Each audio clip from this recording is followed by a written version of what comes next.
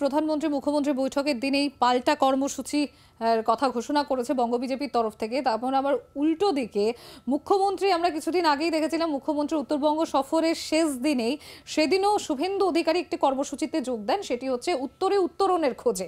এবং আজ আবারও শুভেন্দু অধিকারী তিনি উত্তরবঙ্গে আজ এবং আগামীকাল তিনি থাকবেন। আগামীকাল তার কলকাতায় ফেরার কথা এবং 24 সামনেই 2024 সাধারণ নির্বাচন এবং তার আগেই আজ ফের দুদিনের সফরে যেরকম আপনাদের জানাচ্ছিলাম সকালে রওনা দিয়েছেন তিনি এবং জোড়া সভাও রয়েছে বিরোধী দলনেতার। একটা রয়েছে নাগরাকাটাতে, সেখানে চা শ্রমিক সমাবেশ রয়েছে এবং তারপর তার পাশাপাশি কুমারগ্রামে আদিবাসী জনজাতি এলাকাতেও সভা রয়েছে শুভেন্দু অধিকারী।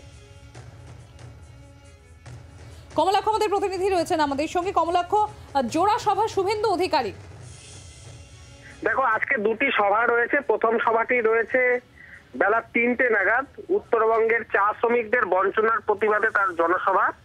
সেটি হচ্ছে নাগরাকাটা, জলপাইগুড়ির নাগরাকাটা। ইতিমধ্যেই কিন্তু আমরা জানি যে শুভেন্দু অধিকারী বাগডোগরার উদ্দেশ্যে তিনি রওনা দিয়ে দিয়েছেন এবং তিনি উত্তরবঙ্গে পৌঁছেও গেছেন। আজকে বেলা 3টের সময় তার প্রথম সভা এবং দ্বিতীয় সভাটি রয়েছে মারাখাটা আলিপুরদুয়ারে। সেখানে বিরসা মুন্ডার জন্মজয়ন্তী উৎসব উপলক্ষে আদিবাসী বিকাশ পরিষদের উদ্যোগে তার সেই সভায় জন্মজয়ন্তী পালন হবে এবং তার পাশাপাশি সভাও অনুষ্ঠিত হবে। মূলত উত্তরবঙ্গের আমরা দেখলাম একেবারে সাম্প্রতিককালে পর শুভেন্দু অধিকারী উত্তরবঙ্গ সফর করছেন এবং তিনি গতকালই জানিয়েছিলেন যে এর পরেও কিন্তু তার উত্তরবঙ্গ সফর রয়েছে।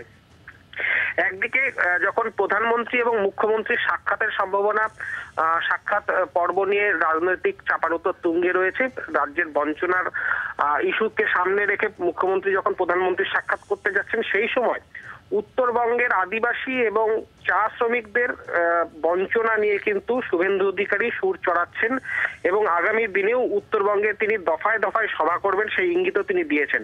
তার প্রাথমিকভাবে উত্তরকন্যা অভিযান ইতিমধ্যেই তিনি করেছেন, সেখানে যদিও তাকে বাধা দেওয়া হয়েছিল এবং তারপর আজ দুটি সভা এবং আগামী দিনে উত্তরবঙ্গে আরো বেশ কিছু সভা এবং জনমত সংগঠিত করে রাজ্যের বঞ্চনা নিয়ে কিন্তু শুভেন্দু অধিকারী সুর চড়াবেন, আর সেই ইঙ্গিত ইতিমধ্যেই মিলেছে। ধন্যবাদ কমলাক্ষ।